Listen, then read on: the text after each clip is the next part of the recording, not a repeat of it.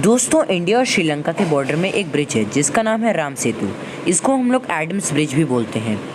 दोस्तों, ये इंडिया के रामेश्वरम और श्रीलंका के मन्नार आइलैंड को एक दूसरे से कनेक्ट करता है। दोस्तों, रामायण के अकॉर्डिंग ये ब्रिज राम जी ने बनवाया था। ये ब्रिज इसलिए बना था ताकि भारत और श्रीलंका के बीच में एक नदी आ रही थी जिसको राम जी और उनकी वानर सेना को पार करना था ताकि वो लंका पहुंच सकें। तो उन्होंने कुछ पत्थरों की मदद से ये ब्रिज बनवाया था। पर दोस्तों, क्या आपको लगता है कि ये ब्रिज इतनी आसानी से बन गया होगा?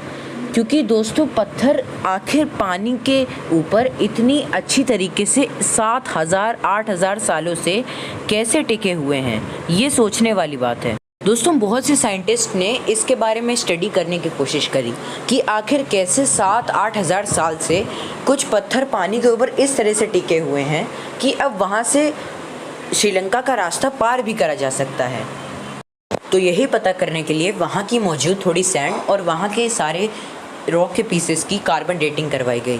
दोस्तों, कार्बन डेटिंग एक ऐसा प्रोसेस है जिससे हम लोग पता कर सकते हैं कि ये एक स्टोन का पीस या फिर कुछ सैंड कितने साल पुरानी है, मतलब उसका फॉर्मेशन आखिर कितने साल पहले हुआ है। तो सैंड की कार्बन डेटिंग आई 4,000 साल और वहाँ पे मौजूद रॉक पीसेस जिसको माना जाता है कि स्वयं राम जी के द्वारा वहाँ पे लगाए गए हैं, उसकी कार्बन डेटिंग आई 7,000 साल, अप्रॉक्सीमेटली 7,000 साल। तो यहाँ इंटरेस्टिंग बात ये है कि जो आर्ट और स्कल्पचर्स जो रामायण का टाइम प्रूव करते हैं, उनके हिसाब से भी रामायण 7 से 8,000 साल पहले ही हुई है अप्रॉक्सीमेटली।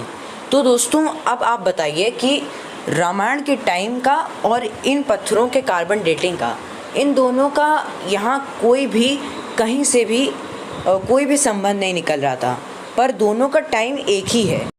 तो दोस्तों, ये इंसिडेंट साइंस को प्रूव कर रहा था, पर आप लोग जानते हैं साइंस इतनी आसानी से हार नहीं मानने वाली। तो साइंटिस्ट ने और भी कई प्रयास करे जिससे वो लोग पता कर पाएँ कि आखिर कुछ पत्थर के टुकड़े 7 से 8,000 साल से आखिर पानी के ऊपर कैसे तैर रहे हैं, ये आखिर साइंटिफिक वे में कैसे प्रूव हो सकता है। तो दोस्तों, साइंटिस्ट ने ये प्रूव करा कि एक तरह का रॉक होता है जिसका नाम होता है प्यूमिस रॉक। दोस्तों, ये कोई नेचुरल रॉक नहीं है, इसकी फॉर्मेशन होती है नेचुरल वे से, मतलब इसको आप नेचुरल रॉक बोल भी सकते हैं, पर ये अपने आप नहीं बनता है। दोस्तों, वोल्केनो से जब गरम लावा से जो रॉक निकलते हैं, उस रॉक में जब एयर और वाटर दोनों साथ में ट्रैप होते हैं और इन्हीं तीनों चीज़ों की फॉर्मेशन से ये रॉक बनता है प्यूमिस रॉक, जिसकी ये एबिलिटी होती है कि ये तैर सके पानी में। तो दोस्तों, यहाँ साइंस को मौका मिल गया ये प्रूव करने का कि ये सब साइंटिफिक वे से ही हो रहा है, कोई भी सुपर नेचुरल पावर का कोई भी हाथ नहीं है यहाँ पर। दोस्तों, जब इन रॉक्स की रिसर्च करवाई गई तो ये पता चला कि इनमें से कोई भी रॉक प्यूमिस रॉक की कोई भी एबिलिटी नहीं रखता है। कोई भी रॉक प्यूमिस रॉक है ही नहीं। प्यूमिस रॉक में जो भी मिनरल्स होते हैं, उनमें से कोई भी मिनरल इस रॉक में प्रेजेंट ही नहीं है।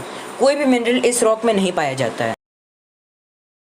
वहाँ पर बहुत बड़े आकार के पत्थर मौजूद हैं जिनको हम लोग आइलैंड भी बोल सकते हैं। तो ये हम लोग ये बोल सकते हैं कि भारत और श्रीलंका, रामेश्वरम और मन्नार आइलैंड के बीच में 8 आइलैंड्स मौजूद हैं।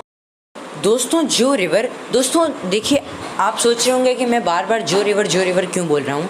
दोस्तों, इस रिवर का कोई ऑफिशियल नाम अभी तक नहीं है। इसके बहुत से नाम हैं, मैं कोई भी बता सकता हूँ, पर अनऑफिशियल चीज़ अगर बताऊँगा तो आपको नॉलेज ख़राब मिलेगी, इसलिए मैं इसका कोई भी नाम नहीं ले रहा हूँ, मैं इसको एक रिवर ही बोल रहा हूँ। तो दोस्तों, ये जो रिवर है जिसमें राम सेतु एडम्स ब्रिज बना है, इसके अराउंड जो ज़मीन है उस पर रामायण के अकॉर्डिंग माना जाता है कि एक शिवलिंग बनवाया गया था राम जी के द्वारा। इसी के नाम पे इस पर्टिकुलर एरिया का नाम पड़ा रामेश्वरम। दोस्तों, रामेश्वरम एक टेंपल का नाम है जिसके नाम पर ही इस पूरे पर्टिकुलर एरिया का नाम पड़ा है, जहाँ पर ये रिवर और एडम्स ब्रिज और राम सेतु ये सब मौजूद है। इसको बोलते हैं रामेश्वरम। तो दोस्तों, इस शिवलिंग की भी कार्बन डेटिंग करने की मांग करी गई, पर ऑब्वियसली वहाँ के लोगों ने शिवलिंग की कार्बन डेटिंग अलाउ नहीं करवाई, पर उसके आसपास जो भी सैंड या फिर मड मौजूद है उसकी कार्बन डेटिंग करवाई गई और उसकी कार्बन डेटिंग भी 7,000 साल पुरानी ही आई। तो दोस्तों, इतना सब एक साथ मैच करना जिनका कोई भी कहीं से रिलेट नहीं है, क्या ये कोई सुपर नेचुरल पावर है या फिर साइंस आगे चल के इसे प्रूव कर देगा? ये क्वेश्चन का आंसर आप मुझे कमेंट बॉक्स में बताइए। दोस्तों अगर वीडियो अच्छा लगा हो तो लाइक कर दीजिए, शेयर कर दीजिए, सब्सक्राइब कर दीजिए और चैनल के बेल आइकन को ज़रूर प्रेस कर दीजिएगा ताकि आपको ऐसे ही इंटरेस्टिंग टॉपिक्स पर वीडियो रेगुलर बेसिस पर मिल जाए। Thank you very much for watching this video.